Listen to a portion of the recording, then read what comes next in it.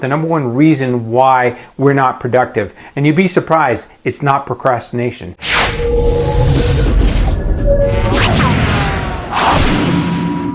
So today's topic is multitasking, as you can see. What I'd like you to do is take a sheet of paper and just write these words. I can multitask. Write them down, and then below them, write each number that corresponds with the letter. 1, 2, 3, all the way up to 13. So write down I can multitask, and then the numbers 1 through to 13. So go ahead and do that. Now once you're done that, I would like you to do the same thing, but slightly different. I'd like you to write I and then 1, C and then 2, A and then 3, N and then 4, M and then 5, and so on right to the end. Now go ahead and do this, and I'm going to keep teaching as we're doing this, but just recognize when you're doing the second practice, how much time it takes to switch between tasks, switch between a alphanumeric and then a numeric, between a letter and a number. How much time that takes. You're switching back and forth. You have to switch your brain. You can't just go from writing letters to numbers. You're going to have to switch back and forth. And that's what multitasking is. It's when you do the switching back and forth. You switch from one thing to another, and you exhaust your brain. And in fact, you have to keep switching your brain so it keeps going on different tangents, different trains of thought. And it does gobble up your energy. It does gobble up your mental currency. And I talk about mental currency because, you know what? You would not invest financial currency into something that wasn't worthwhile. And honestly, multitasking is a really bad investment of your mental currency, because what's happening is you're pouring out thoughts every day, switching back and forth from one thing to another, going from your iPhone to your computer to one thing to another, to answering the phone, to sending text messages, and switching all day long. And if you do that all day long, it's ineffective. And I'm here to tell you that if you could focus on things, focus on one thing, blocks of time, blocks of focus time, that's going to give you such greater results. All right, so listen. Next time you go to do multitasking, think about this exercise you just did and think, maybe I can just focus on one thing for a period of time versus switching all over the place. And just start to practice that. All right, so put it to work. I hope this really works for you. And in this training video, I'm going to be talking about the one thing, if you changed it, it could make the greatest impact on the longevity and sustainability of your business, bar none. So here's the thing. This one thing is procrastination. We know it. We've experienced it. We've experienced it in school, in our life, in all sorts of circumstances. We just put things off. I mean, so what is procrastination? It is putting things off. Literally, we just put it off. We might keep putting it off over and over and over again until it gets to a point where we have to do it. And why are we putting it off? Likely because we have to do it, or we need to do it. We tell ourselves, you know, I need to do this because it makes me money, or I need to do this because nobody else can do it. I have to cut the grass because nobody can do it the way I want it. Well, is that really true? So, you know, here's the thing. In the business world, you look at the greatest leaders, whether it's a Richard Branson, or maybe it's your next door neighbor, or somebody that you know that you really respect in business. Do they do it all themselves? No. Why? Because if they did, they would never get anything done. They wouldn't be as successful. They have teams of people helping them out all the time.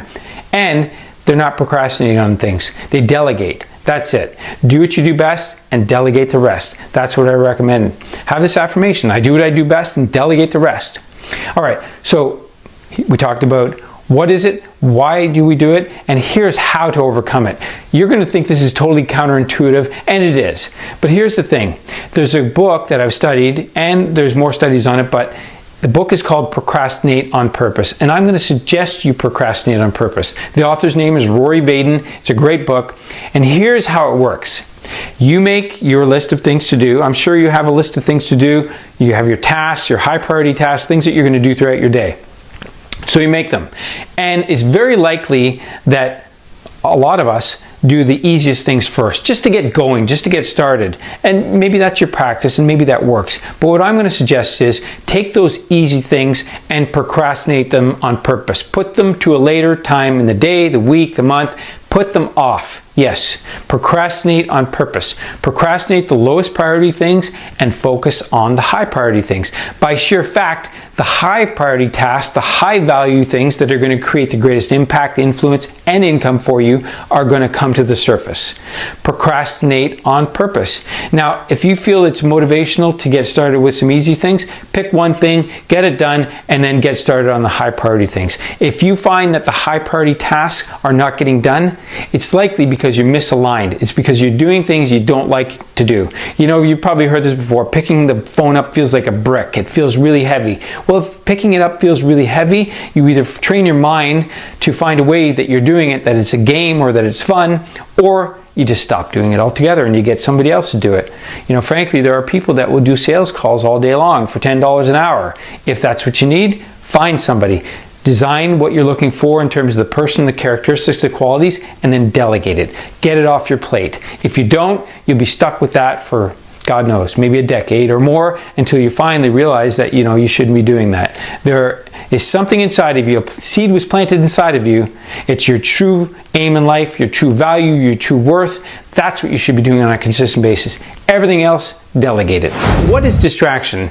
Well, distraction is when you get pulled off track. You get pulled off track. You are on a train of thought or you're on a certain track, and next thing you know, you get pulled off and you're off on a tangent doing something else that doesn't necessarily matter. It could be a notification, a text, or something that comes in, an email, and you allowed yourself to get pulled off track. So why is this important and why does this happen?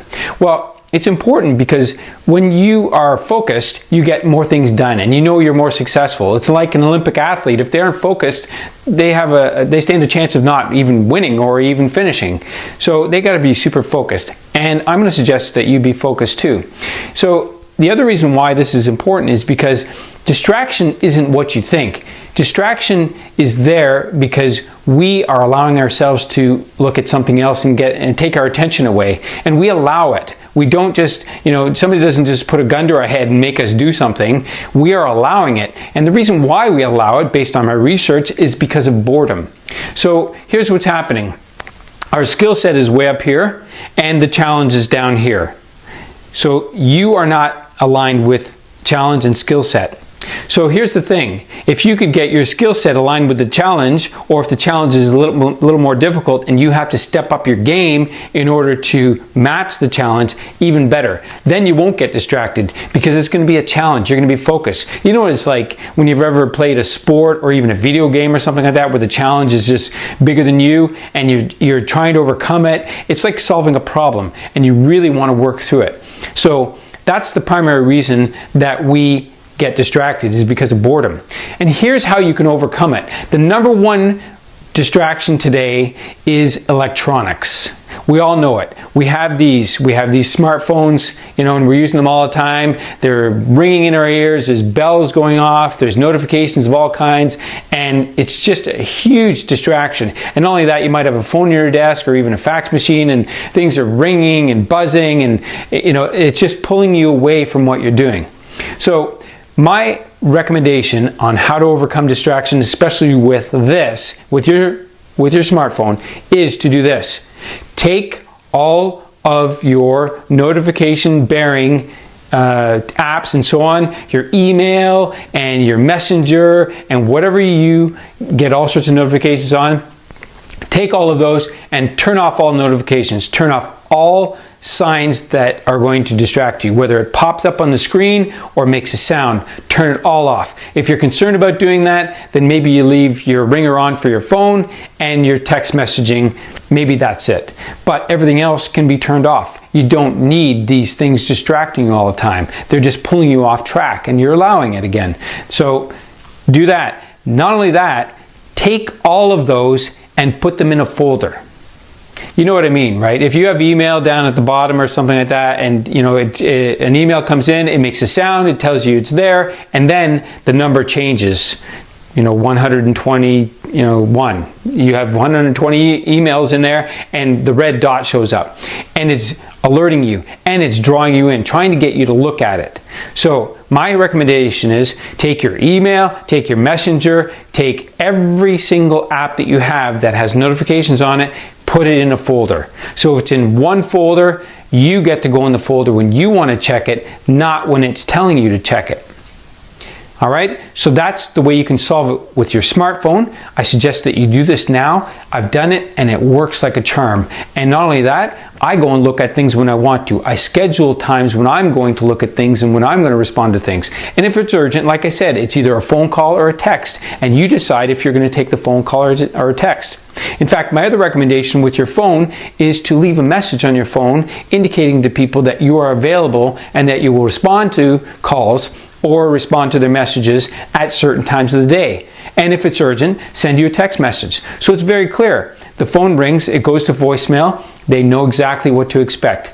If you have the habit of responding to people immediately, that's not effective. And it probably doesn't feel good because you're on alert all the time and you're always responding very quickly, and people get accustomed to that. And if you don't respond quickly, they get annoyed and angry. You know what I mean?